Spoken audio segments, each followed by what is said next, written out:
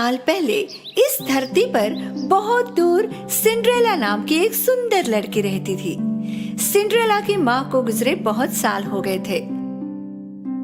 उसके पिता ने ही उसे पाल पोस कर बड़ा किया था। जब सिंड्रेला के पिता ने दूसरी शादी की तब उसके जीवन में बहुत बदलाव आया। उसके पिता की नई पत्नी और उनकी 2 बेटियां सौतेले पिता के घर रहने आए। पहली बार जब वे मिले तब से सौतेली माँ को सिंड्रेला एक आंख ना भाती थी। वो और उनकी बेटियां सिंड्रेला के सौंदर्य और दयालु दिल से बहुत ईर्ष्या करते थे। सिंड्रेला की बहन सिंड्रेला जितनी खूबसूरत नहीं थी। इतना ही नहीं, वो दोनों कठोर और बिगड़ी हुई भी थी। एक दिन किसी काम के कारण सिंड्रेला के पिता को लंबी यात्रा पर जाना पड़ा और यही वो समय था जब सिंड्रेला की सौतेली माँ और बहनों ने उसके जीवन को नर्क बना दिया। जब सिंड्रेला अपने बगीचे में अपने प्यारे पंछियों के साथ बातें कर रही थी तब उसकी सौतेली माँ उसके पास आई। आज के बाद तुम इस अटारी में रहोगी, घर के सारे काम करोगी और मुझे तुम्हारा इन कपड़ों में घूमना फिरना बिल्कुल पसंद नहीं। सिंड्रेला को पता नहीं था इस पर क्या बोले। असहाय रूप से जैसा उसे कहा गया उसने किया। उसने अपनी चीजें उठाई और अटारी में चली गई। उस दिन के बाद से सिंड्रेला घर के सारे काम खुद ही कर लिया करती थी। वो बहुत थक जाती, लेकिन ना उसकी सौतेली माँ या उसकी सौतेली बहनों को उसकी दया आई। फर्श को दोबारा ठीक से साफ करो, क्या तुम्हें धूल नहीं दिखाई देती? तुमने अभी तक कपड़े नहीं धोए, मेरे पास पहनने के लिए कुछ नहीं। सिंड्रेला के पास चूहे और खिड़की पर आकर बैठने वाले पंछियों के अलावा कोई दोस्त नहीं था। सर्दी से बचने के लिए रात के समय सिंड्रेला नीचे चिमनी के पास जाकर सेक लेते लेते वहीं पर सो जाती है। ऐसे ही दिन गुजरते गए। एक दिन शहर में राज्य द्वारा एक घोषणा की गई। राजकुमार द्वारा महल में एक पार्टी का आयोजन किया गया है। शादी के लिए पात्र सभी लड़कियों को इस पार्टी में आमंत्रित किया जाता है। जैसे ही सौतेली बहनों ने ये बात सुनी, वो भागते हुए घर गई और अपनी माँ को बताया। पार्टी में आप दोनों ही सबसे सुंदर होगी। राजकुमार ने आप दोनों में से एक को ही चुनना चाहिए। इस तरह हम सभी महल में रह पाएंगे, है ना माँ? हमें तुम दोनों के लिए गाउन और जूते खरीदने होंगे। चलो खरीदारी करने जाते हैं। सौतेली माँ और बहनें बाहर चली गई। वहाँ खड़ी होकर ये बातें सुनने वाली सिंड्रेला उदास हो गई। कई दिन तैयारियां चल रही थी। सौतेली बहनों के गाउन सिलकर आ गए थे। हर दिन वो दोनों दर्पण के सामने खड़ी रहती और खुद को बताती, हम ही पार्टी में सबसे सुंदर लड़कियां होंगी।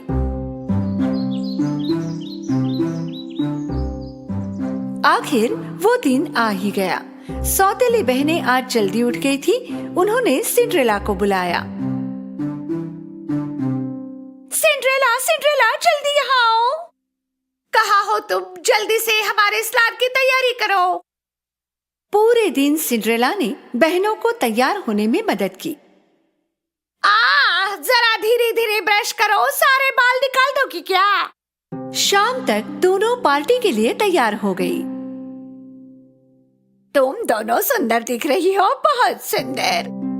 सिंड्रेला ने सारी हिम्मत जुटाई और सौतेली माँ से पूछा, क्या मैं भी पार्टी में आ सकती हूँ?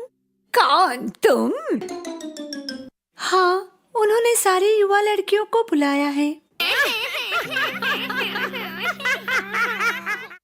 क्या पार्टी के लिए ये तुम्हारी पोशाक है? राजकुमार को अपने लिए पत्नी चाहिए, नौकरानी नहीं। चलो लड़कियों, पार्टी के लिए देर हो रही है और तुम याद रखना, सोने से पहले सारे काम हो जाने चाहिए। सौतेली माँ और बहनें पार्टी के लिए निकल गई और घर पर अकेली सिंड्रेला रोने लगी।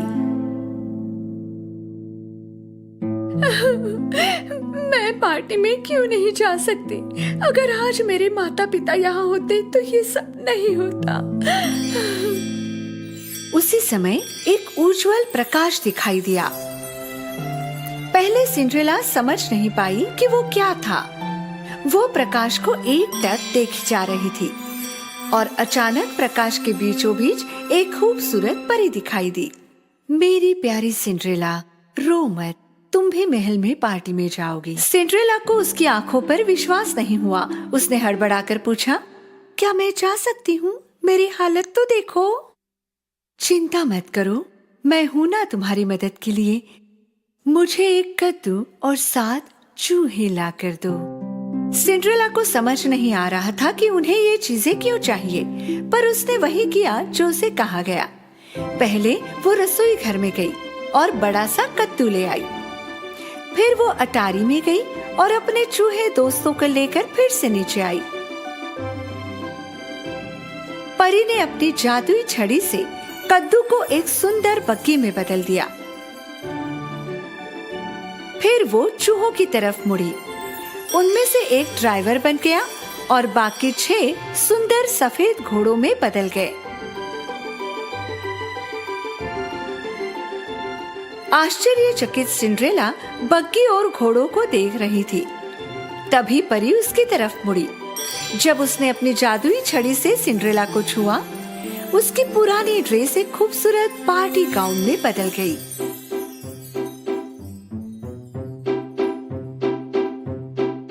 और उसके पैरों की चप्पल सुंदर कांच के जूते में बदल गए। मैं राजकुमारी की तरह दिख रही हूँ। अब पार्टी में जाने का समय हो गया है, पर भूलना मत, जैसे ही घड़ी में 12 बजते हैं तुम घर चले आना, क्योंकि उसके बाद तुम पहले जैसी हो जाओगी। सिंड्रेला ने परी को बहुत ध्यान से सुना। फिर वो बग्गी में बैठी और महल की ओर चल पड़ी। उसकी खूबसूरत बग्गी महल के सामने जाकर रुक गई। जब सिंड्रेला ने भव्य दरवाजों से महल में प्रवेश किया, सबकी आंखें उसे ही देख रही थी। वो बहुत सुंदर और खानदानी लग रही थी। उसकी सौतेली माँ और सौतेली बहनें भी इस सुंदर महिला को देखती रह गई थी। वे उसे पहचान भी नहीं पाई थी। अचानक सीढ़ियों पर राजकुमार दिखाई दिया। सिंड्रेला सच में पार्टी में उपस्थित सभी लड़कियों में सुंदर लग रही थी। राजकुमार को पहले ही नजर में इस खूबसूरत लड़की से प्यार हो गया। सभी उसे उत्सुकता से देख रहे थे। वो धीरे धीरे आगे की तरफ बढ़ता गया। सौतेली बहनें बहुत खुश हो गई कि राजकुमार उन्हीं की तरफ आ रहा है। आओ, वो मेरे पास आ रहा है। नहीं, वो मेरे पास आ रहा है। पर राजकुमार आगे बढ़ा और सिंड्रेला के सामने जाकर रुक गया। हे सुंदर युवती, क्या तुम मेरे साथ नृत्य करना पसंद करोगी? सिंड्रेला ने विनम्रता से हाँ कहा। राजकुमार और सिंड्रेला ने उत्सुकता से देख रहे आमंत्रितों के बीच नृत्य करना शुरू किया। सिंड्रेला संगीत और नृत्य से इतनी प्रभावित हो गई, उसे लगा मानो महल में वो और राजकुमार है, बस दोनों ही। वे दोनों देर रात तक नृत्य करते रहे। सिंड्रेला को पता ही नहीं चला कि कितना वक्त गुजर गया है। अचानक उसकी नजर घड़ी पर पड़ी। आधी रात हो चुकी थी। उसी समय सिंड्रेला को परी की चेतावनी याद आ गई। जैसे ही घड़ी में 12 बजते हैं तुम घर चली आना, क्योंकि उसके बाद तुम पहले जैसी हो जाओगी। हड़बड़ाकर उसने राजकुमार को वहीं छोड़ा और वो भागने लगी। जब वो महल की सीढ़ियां उतर रही थी, उसका एक जूता वहीं छूट गया और उसके पास उसे लेने का समय भी नहीं था। जैसे ही वो बाहर पहुंची, घड़ी में 12 बज चुके थे और फिर से सब कुछ वैसा हो गया जैसे पहले था। जब राजकुमार उसके पीछे भागा, उसे वो जूता सीढ़ियों पर मिला। पता करो ये जूता किसका है, फिर चाहे इसके लिए राज्य की सारी लड़कियों को आपको मिलना पड़े, उसे ढूंढ कर लाओ। सिंड्रेला हाफती हुई घर पहुंची और सीधे अटारी पर गई। वो राजकुमार के साथ बिताए समय को सोचने लगी। उसे पता था कि उसके पास कोई मौका नहीं था, पर फिर भी उसे राजकुमार से प्यार हो गया। राजकुमार के लिए उस लड़की को खोजना असंभव था, और अगर वो खोज भी लेता तो पहचान नहीं पाता। राजकुमार के आदमी राज्य के घर घर जाकर उस जूते के मालकिन को खोजने लगे, पर जूता किसी भी लड़की के पैर में फिट नहीं हुआ।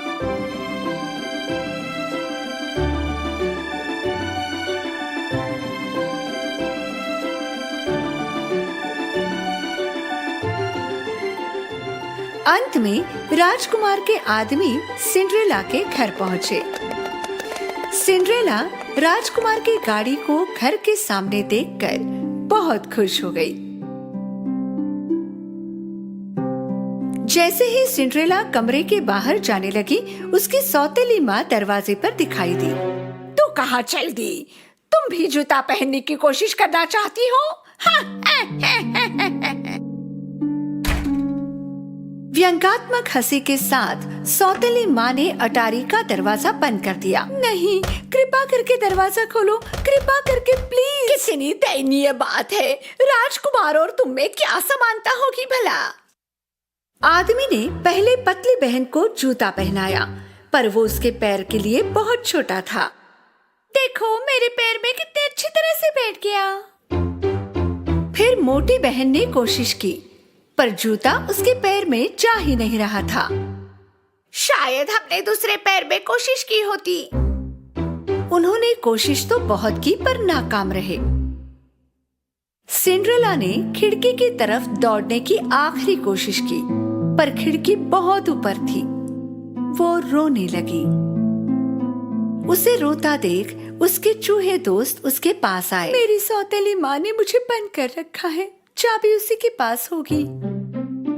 चूहा दरवाजे के नीचे से फिसलकर बाहर आया। सौतेली माँ दरवाजे पर राजकुमार के आदमियों के साथ खड़ी थी। आप कल क्यों नहीं आते?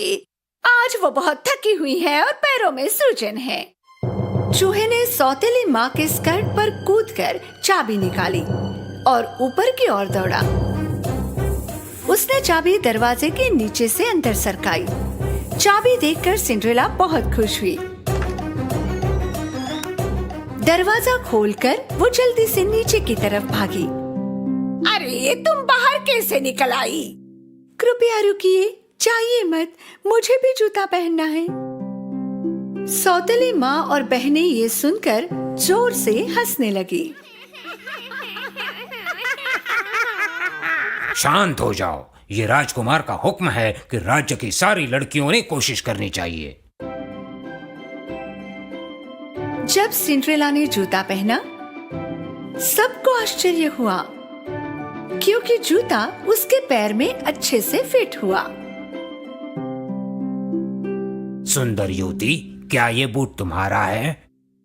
सिंड्रेला ने गर्दन हिलाकर हामी भरी। कृपया हमारे साथ महल चलें। सिंड्रेला उनके साथ महल में गई। उन्होंने उसे राजकुमार के सामने पेश किया। जैसे ही राजकुमार ने सिंड्रेला की आंखों में देखा, वो जान गया कि उस रात उसने उसी के साथ नृत्य किया था। उसने सिंड्रेला का हाथ थामा। आखिर मैंने तुम्हें ढूंढ ही लिया, क्या तुम मुझसे विवाह करोगी? खुशी के आंसू भरे आंखों से उसने राजकुमार का प्रस्ताव स्वीकार किया। उन्होंने शादी की और खुशी से जीवन बिताने लगे।